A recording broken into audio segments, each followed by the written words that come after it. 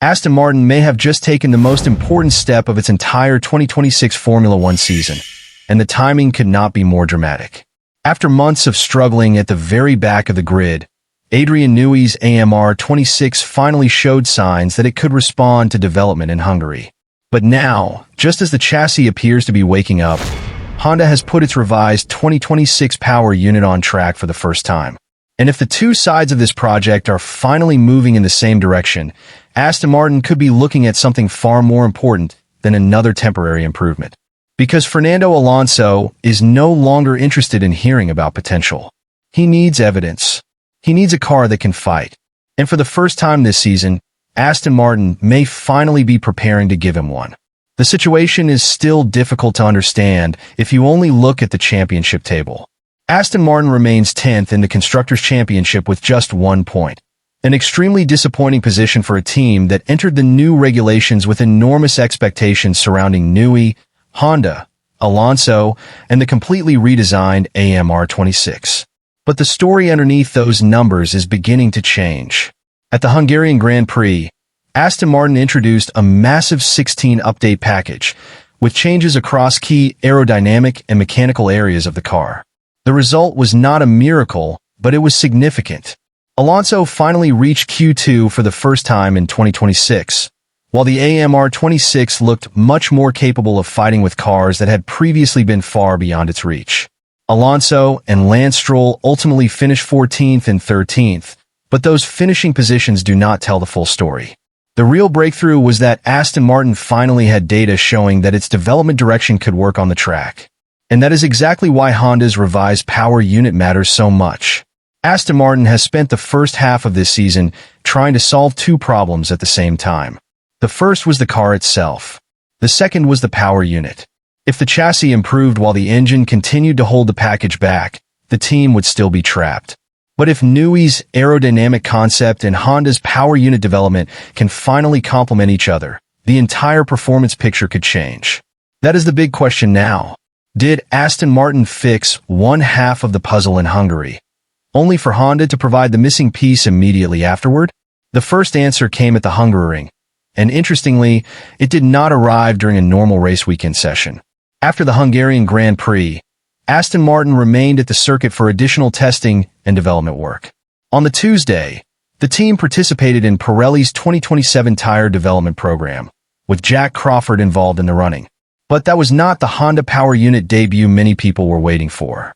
The real moment came the following day.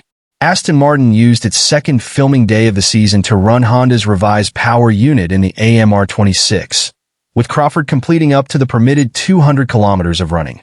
On paper, that might sound like a routine technical exercise. In reality, it was a crucial shakedown. Honda needed to confirm that the revised hardware could operate properly inside Aston Martin's car. Engineers could examine temperatures, vibration behavior, energy delivery, braking response, and the interaction between the power unit and the rest of the AMR26. But there is an important distinction here. A successful filming day does not automatically mean Aston Martin has gained half a second per lap. It does not prove that the car will suddenly qualify near the front. And it certainly does not confirm every horsepower estimate circulating online.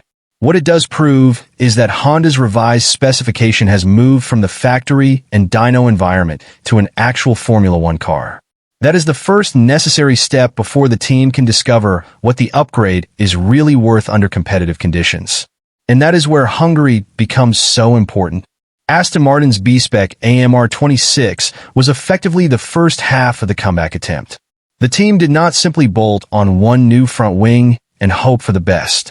The upgrade package touched numerous areas of the car, including the front wing, floor, diffuser, and rear suspension, among other changes.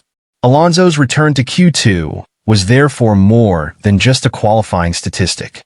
It was evidence that the car had become more responsive. The most encouraging part may have been the difference between the sectors. Aston Martin still had clear weaknesses in certain parts of the lap, particularly the opening sector, but that actually gave the engineers something valuable. They could begin separating the areas where the chassis had gained performance from the areas where the car was still losing time. In other words, Hungary did not prove that Aston Martin had suddenly built a fast car. It proved something potentially more important. The team had found a development direction that was producing a response. And when you are starting from the back of the grid, that is the foundation everything else depends on. Adrian Newey has been at the center of that process. The legendary designer did not arrive at Aston Martin to make small cosmetic improvements. His task is to establish a technical philosophy capable of competing under the new regulations. The Hungary package was therefore a major test of whether the team's simulations, wind tunnel work, and trackside correlation were finally beginning to agree.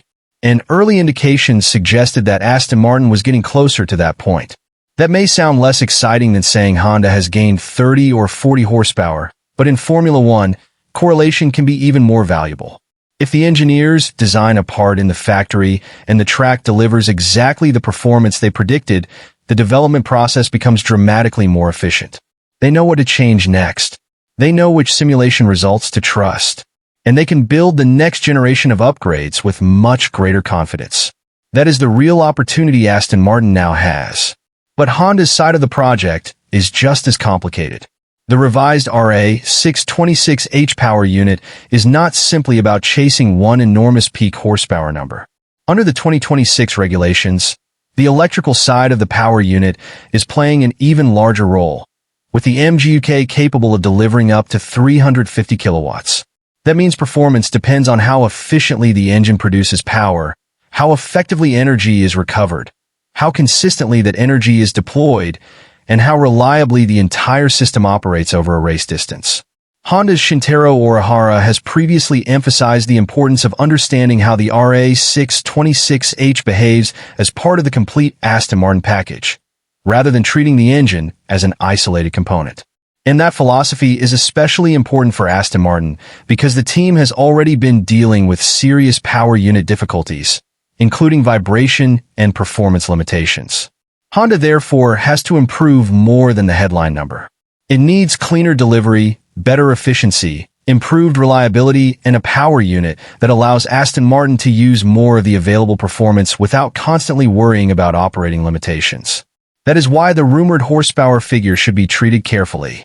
There have been reports and estimates suggesting the revised Honda unit could deliver a significant increase, with some speculation putting the gain around 30 horsepower or potentially more. But Honda has not publicly confirmed a specific figure that should be treated as official. And this distinction matters.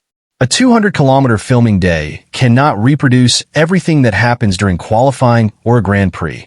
Fuel load, tire behavior, aerodynamic setup, energy deployment, track temperature, and traffic can all dramatically change the picture. So if Aston Martin suddenly looks several tenths faster at Zandvoort, it would be impossible to attribute every tenth to horsepower alone. The real evidence will come from the details. Watch how quickly Alonso and Stroll accelerate out of slower corners. Watch the speed traps. Watch whether the car maintains stronger deployment over a complete lap. Watch whether Aston Martin remains competitive when the battery state changes. Watch whether the AMR26 loses less time on the straights without sacrificing too much performance through the corners. Those are the clues that will reveal whether Honda has actually solved part of the problem.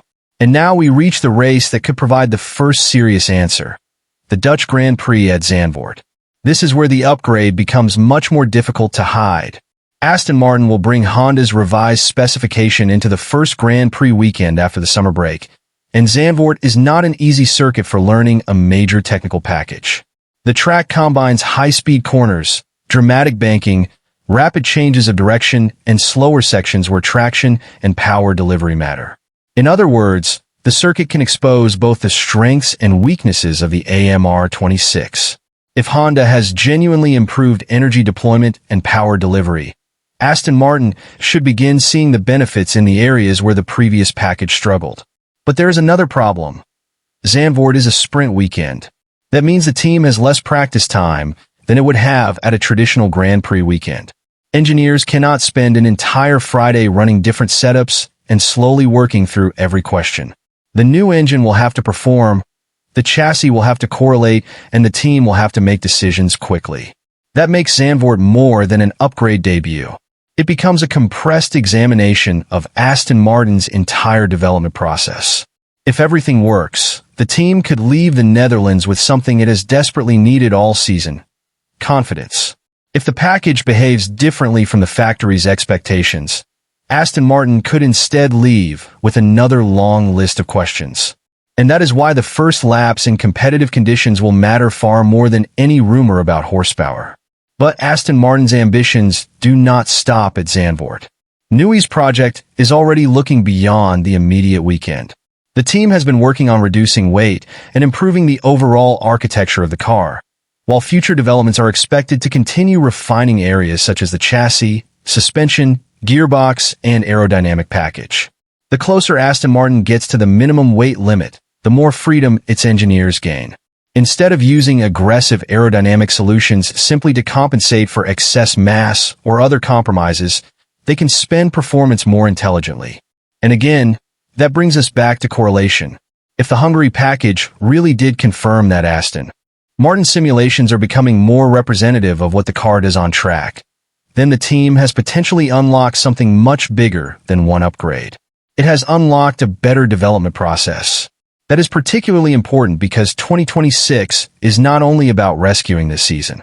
Aston Martin is also building the foundation for 2027 and beyond. Honda's relationship with the team is still in its first season under the new regulations, and the two organizations are learning how to work together as a complete factory operation. Honda itself has emphasized that 2026 is about establishing that trackside relationship and accumulating mileage while understanding how the power unit behaves inside the AMR26. That means every lap Crawford completed during the filming day has value. Every vibration measurement matters. Every temperature reading matters. Every piece of data from the energy system matters. And every comparison between the Honda simulation and the actual car helps determine what comes next. Fernando Alonso is also a critical part of this process. At this stage of his career, he does not need to be convinced that Formula One is difficult. What he needs is a machine that responds to his feedback and gives him opportunities to race rather than simply defend. His return to Q2 in Hungary showed that when Aston Martin finally gave him a car with more potential, his competitive instincts immediately came back to life. Alonso himself described the experience as feeling different and emphasized the enjoyment of being able to fight again. That is perhaps the most important human element of this story. Aston Martin is not trying to create one magical weekend. It is trying to restore the conditions that allow Alonso, Stroll, and the engineers to compete consistently. The championship table makes the challenge clear. 1 point is nowhere near where Aston Martin expected to be, but the team does not need to transform from 10th to a championship contender overnight for this project to be considered a success. The first target is much simpler. Escape the bottom, become a regular midfield threat, and start scoring points on merit rather than through unusual circumstances. From there, circuits such as Monza, Baku, and Singapore will provide completely different tests. High-speed efficiency, braking, traction, tire management, and aerodynamic stability will all expose whether the progress is genuine or limited to one particular type of circuit. That is why the next few races could be incredibly revealing. Hungary showed that Newey's chassis direction can produce a response.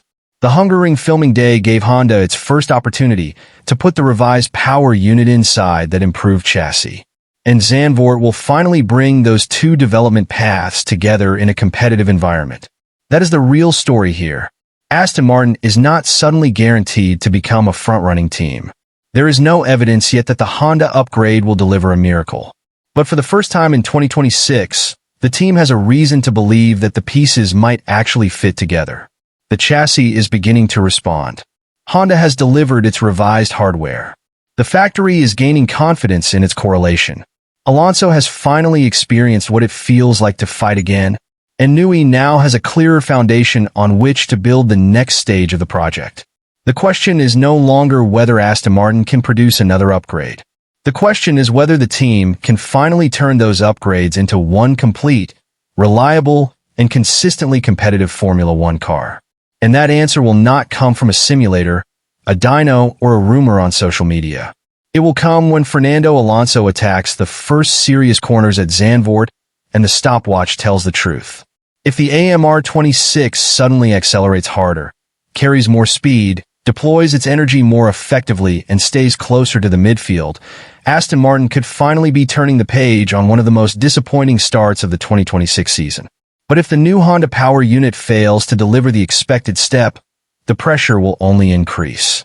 Either way, the Dutch Grand Prix has become a crucial checkpoint for this entire project. Hungary gave Aston Martin hope. Honda's filming day provided the first technical confirmation. Zandvoort will provide the verdict that really matters.